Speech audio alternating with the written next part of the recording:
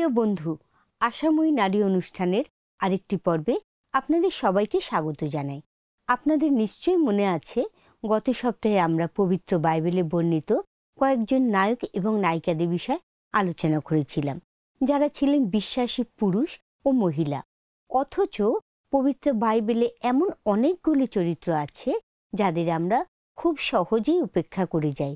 তবু তাদের নায়ক অথবা নায়িকা হিসাবে গণ্য করা উচিত, কারণ তারা কেবল আমাদের বিশ্বাসের পক্ষে দাঁড়ানোর জন্য সিদ্ধান্ত নিয়েছিলেন। এই সমস্ত কথা মাথায় রেখে আমরা পরবর্তী কয়েক সপ্তাহ ধরে এই উপেক্ষিত নায়ক নায়িকাদের জীবন নিয়ে আলোচনা করব এবং বিবেচনা করে দেখব যে তারা কতটা গুরুত্বপূর্ণ ছিলেন তাদের সময় ও প্রজন্মের জন্য, এবং অবশ্যই আমাদের জন্য। গত সপ্তাহে আমরা পুরাতন নিয়মের এমন দুজন উপেক্ষিত নায়িকা শিফরা আর পুয়ার বিষয়ে আলোচনা করেছিলাম। আজ আমরা পুরাতন নিয়মেরই আরেকটি চরিত্রের বিষয় অধ্যয়ন করব, যার সাহস হয়েছিল যদি কথাটা বলার।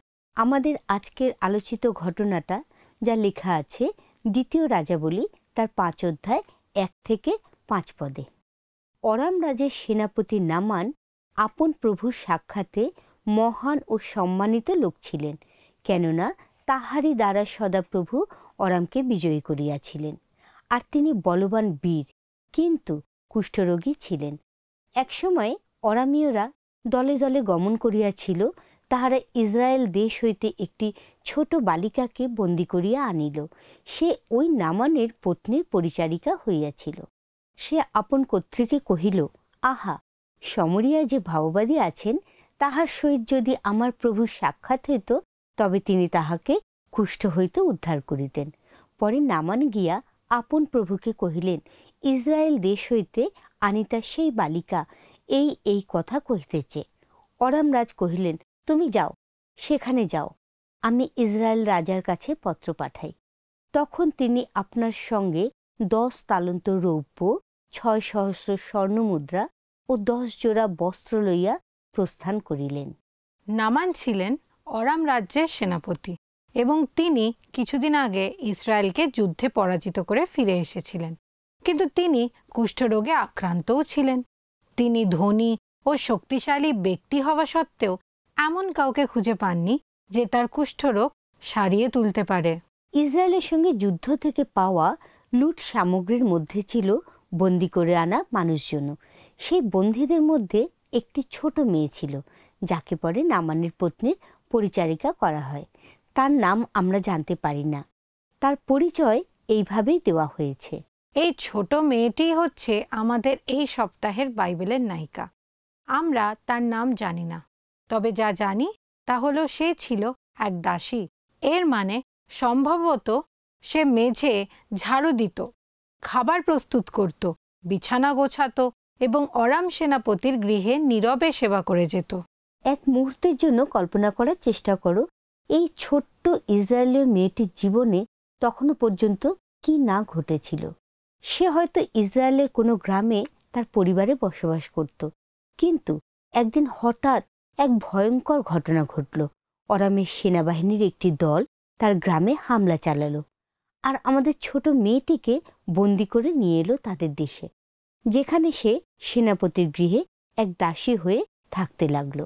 তোমার কথা আমি জানি না, কিন্তু আমি নিশ্চিত আমি এমন পরিস্থিতিতে পড়লে খুবই ভেঙে পড়তাম এবং হতাশ ও সম্পূর্ণ বিস্মিত হয়ে যেতাম। সম্ভবত আমি প্রতিটি রাত কাঁদতে কাঁদতে ঘুমিয়ে পড়তাম। আমি হয়তো আমার বিশ্বাসই হারিয়ে ফেলতাম, ঈশ্বরের কাছে রোজ অভিযোগ জানাতাম, আর আমার প্রভুকে ঘৃণাও করতাম। কিন্তু এই ছোট্ট মেয়েটি এসবের কিন্তু কিছুই করেনি, বরং সে সম্পূর্ণ বিপরীত আচরণ করেছিল। তাকে বন্দি করা হয়েছিল, তার পরিচিত সকলের কাছ থেকে আলাদা করে এক অজানা দেশে নিয়ে যাওয়া হয়েছিল। সেই দেশ ছিল অপরিচিত দেবদেবীতে পূর্ণ। সেখানে এমন অনেক কিছু হচ্ছিল যা সে ছোটবেলা থেকে মন্দ বলে জেনে এসেছিল, আর এখন তাকে বাধ্য করা হয়েছিল তার নিজের দেশের শত্রুর গৃহের সেবিকা হিসাবে কাজ করতে। সেই সমস্ত ঘটনার স্মৃতি তখনও তার মনে তাজা ছিল। তবুও তার সামনে কোনো বিকল্প ছিল না। তাকে সেখানে থাকতে এবং সেবা করতেই হয়েছিল। একদম। ঈশ্বরের বিষয়ে মেয়েটির মনে একটা তিক্ততার সৃষ্টি হতে পারত। যতই হোক, সে সম্পূর্ণ নিঃসঙ্গ হয়ে পড়েছিল। সেই গৃহের মনিবের নিজস্ব সমস্যা একটি চর্মরোগ বা কুষ্ঠরোগ ছিল, যা তাকে এক অসহনীয় ও দীর্ঘমেয়াদী মৃত্যুর দিকে ঠেলে দিচ্ছিল। মেয়েটি চাইলে নামানের দুর্দশায় খুশি হতে পারত, কারণ তিনিই তো ছিলেন তার জীবনের সমস্ত দুর্ভোগের অন্যতম কারণ। কিন্তু সে তা একদমই করেনি। আসুন এই বিষয়ের উপরে একটু কিছু দেখি ও শুনি।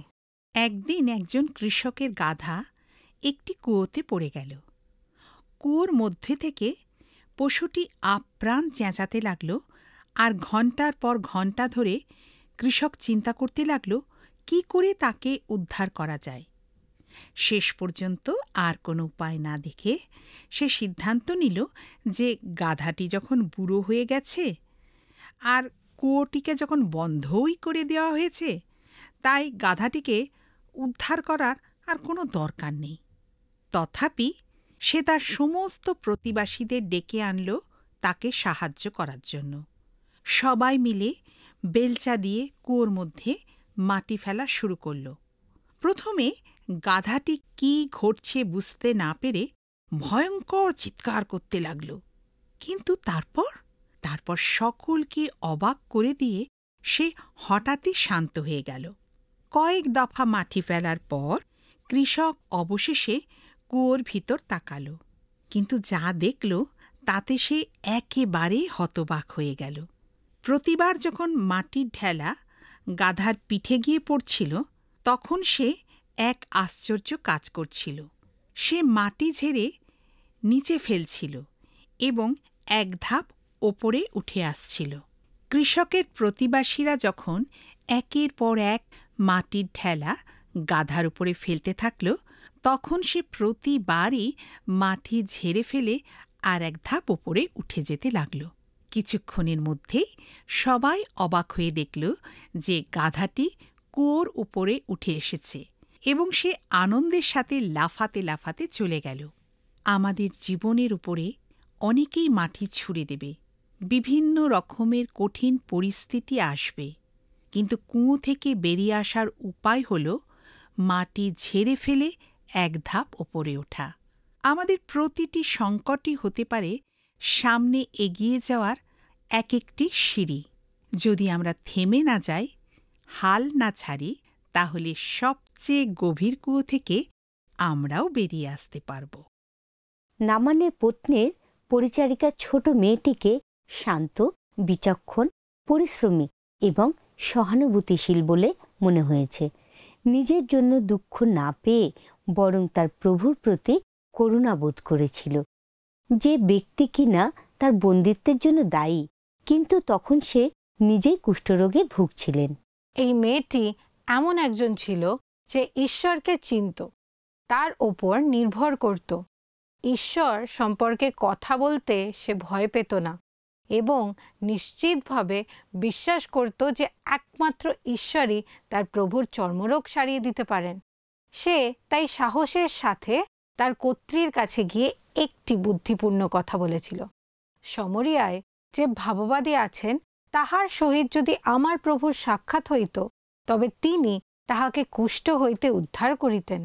লক্ষ্য করো, সে এই কথা বলেনি যে ইলিশায় হয়তো তার প্রভুকে কুষ্ঠ হইতে উদ্ধার করতে পারেন, কিন্তু সে বলেছিল তিনি তাকে কুষ্ঠ থেকে উদ্ধার করতে পারেন।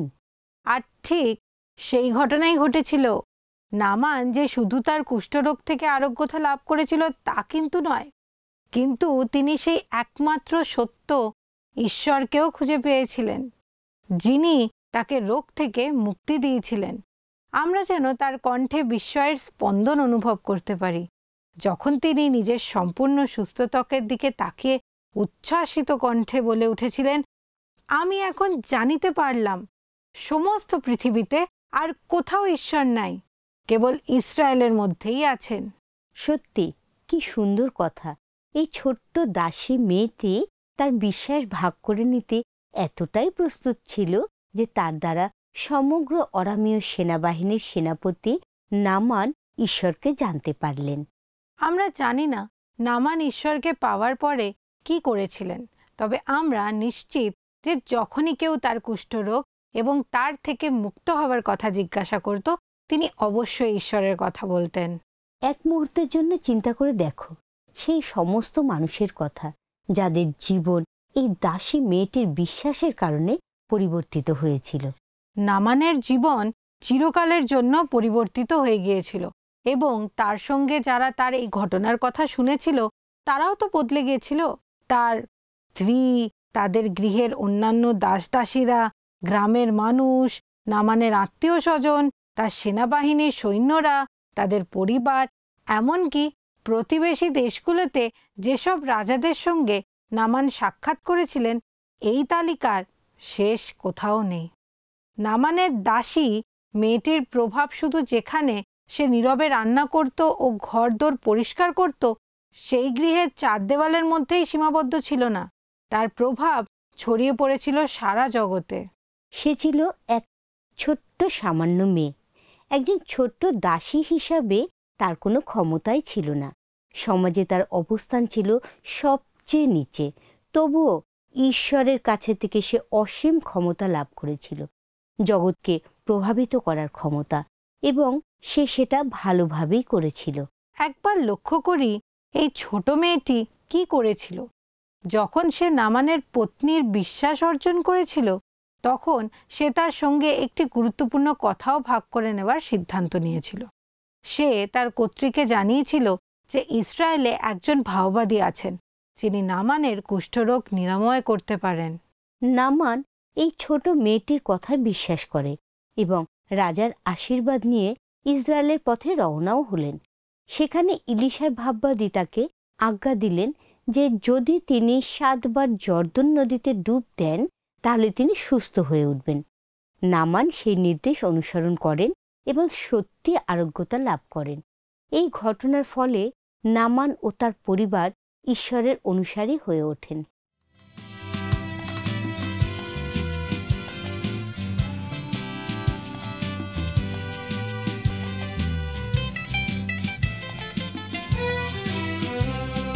সততা, বিশ্বাস, প্রেম, 3টি নদীর নাম মোদের জীবনে জীবনে বয়ে চলে অবিরাম। সততা, বিশ্বাস, প্রেম, 3টি নদীর নাম মোদের জীবনে জীবনে বয়ে চলে অবিরাম। সততা, বিশ্বাস, প্রেম, 3টি নদীর নাম।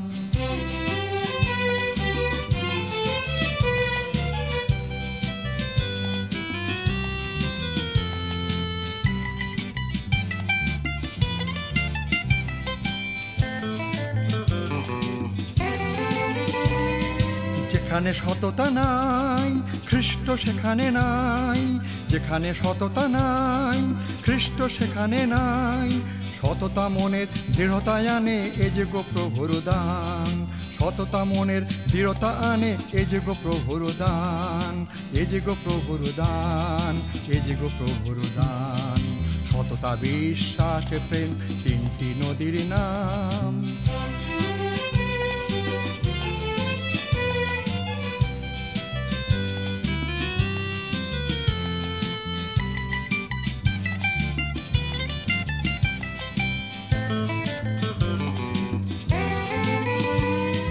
বিশ্বাসে অবিচল সে তো মনে পায় বল, যে বিশ্বাসে অবিচল সে তো মনে পায় বল। অবিশ্বাসী প্রভুকে দেয় দুঃখ অভিমান, অবিশ্বাসী প্রভুকে দেয় দুঃখ অভিমান, দুঃখ অভিমান, দুঃখ অভিমান। সততা, বিশ্বাস, প্রেম, 3টি নদীর নাম।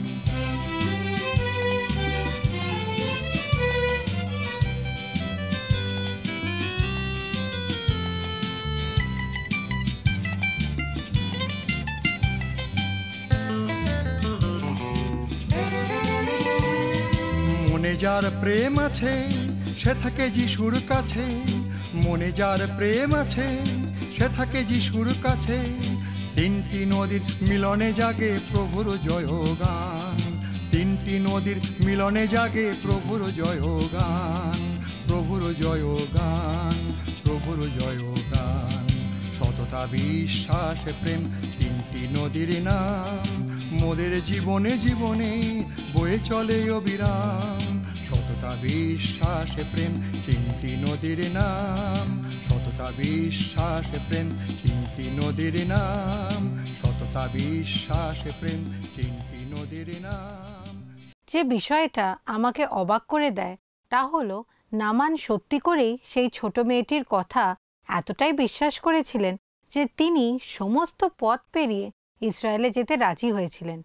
নিশ্চয়ই তিনিও তার পরিবারের মানুষেরা তাকে খুবই বিশ্বাস করেছিল। ঠিক তাই, এত ছোট মেয়েটি তার সাক্ষ্য দিতে গিয়ে সত্যি একটি বড় ঝুঁকি নিয়েছিল। একবার ভেবে দেখো, যদি কেউ তার কথা না শুনত, যদি তারা তাকে উপহাস করত, যদি ভাওবাদী সত্যি করে নামানকে সারিয়ে তুলতে না পারতেন। কিন্তু সে ভয়ে নীরব হয়ে থাকেনি, সাহসের সঙ্গে সে তার বিশ্বাস প্রকাশ করেছিল। ঈশ্বর তার বিশ্বাসের ক্ষুদ্র বীজ দিয়ে একটি আশ্চর্য কাজ করেছিলেন। মেয়েটির বিশ্বাস সত্যিই তাকে বিনয়ী করে তুলেছিল। একটি অচেনা দেশে এমন মানুষের মধ্যে যারা আমাদেরকে বিশ্বাসে অস্বীকার করে, সেখানে নিজেদের সাক্ষ্য ভাগ করে নেওয়া কতটাই না কঠিন হতে পারে, বিশেষ করে সেই মানুষটির উপকারের জন্য যে আমাদের পরিবার ও ঘর বাড়ি থেকে বিচ্ছিন্ন করেছে।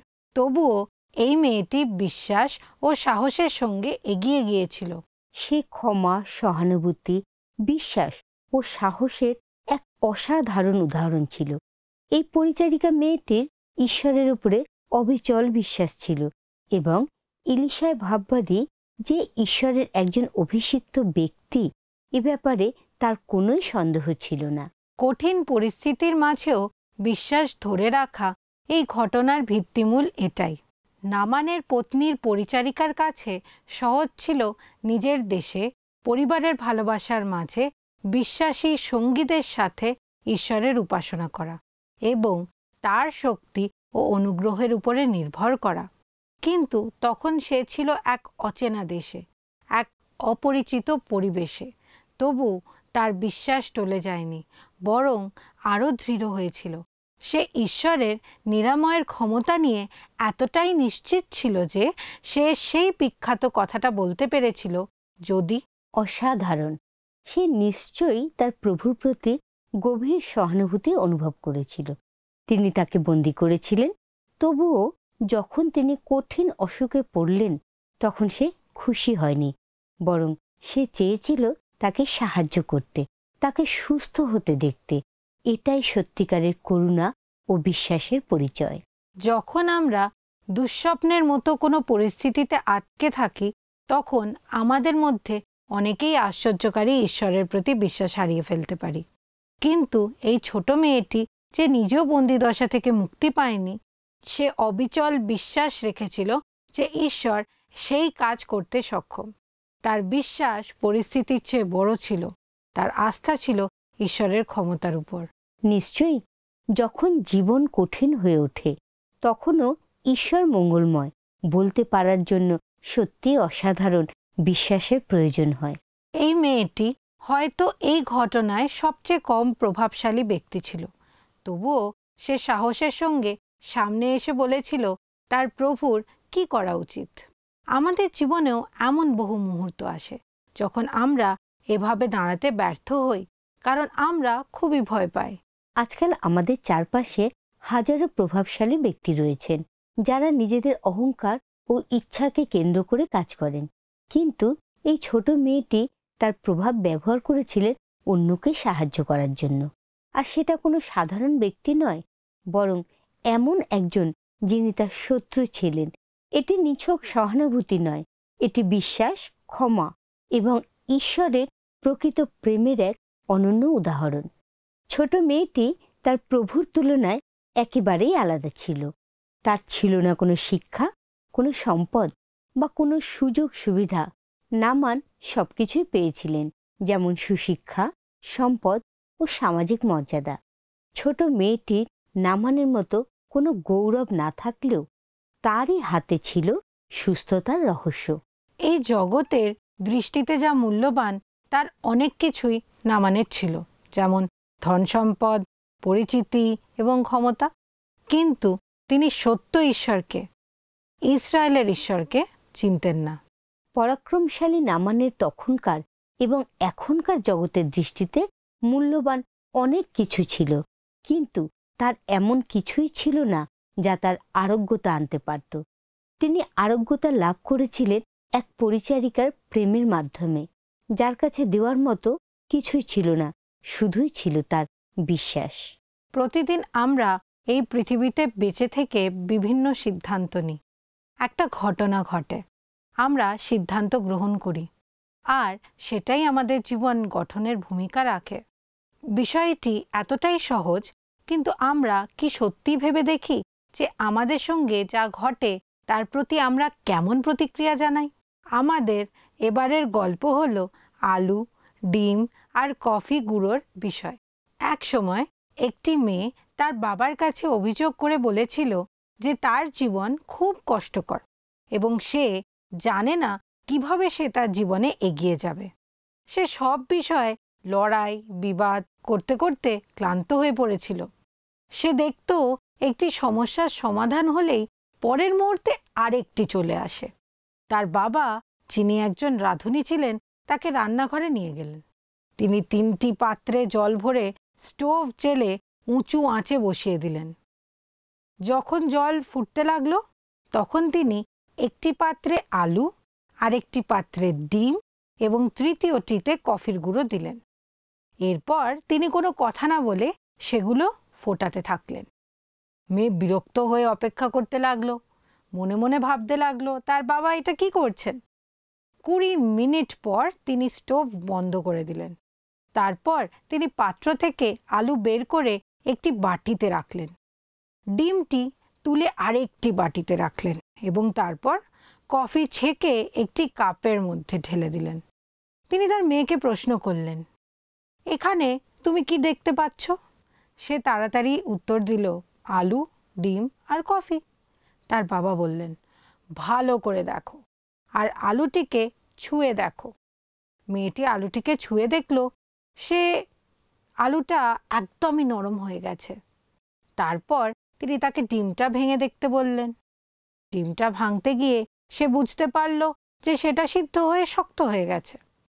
আর সবশেষে তিনি তাকে এক চুমুক কফি খেতে বললেন। কফির অপূর্ব স্বাদ ও গন্ধে তার মনটা ভরে গেল। বাবা, এর মানে কি? সে প্রশ্ন করল। তিনি ব্যাখ্যা করে বললেন যে আলু, ডিম এবং কফি গুঁড়োর প্রত্যেকেই একই প্রতিকূলতার অর্থাৎ ফুটন্ত জলের মুখোমুখি হয়েছিল, কিন্তু তাদের প্রতিক্রিয়া আলাদা ছিল। আলুটি শক্ত, কঠিন ও অনমনীয় অবস্থায় জলের মধ্যে রাখা হয়েছিল, কিন্তু ফুটন্ত জলে সেটা নরম ও দুর্বল হয়ে গেল। ডিমটি ছিল ভঙ্গুর, আর তার পাতলা খোলসের ভিতরে একটা তরল অংশ ছিল, যা ফুটন্ত জলে দেওয়ার পর শক্ত হয়ে গেল। তবে কফির গুঁড়োর আচরণ ছিল আলাদা। ফুটন্ত জলের সংস্পর্শে এসে এটি নিজেই বদলালো না, বরং জলকে বদলে দিয়ে এক নূতন বস্তু তৈরি করল। তুমি কোনটি? বাবা তার মেয়েকে জিজ্ঞাসা করলেন।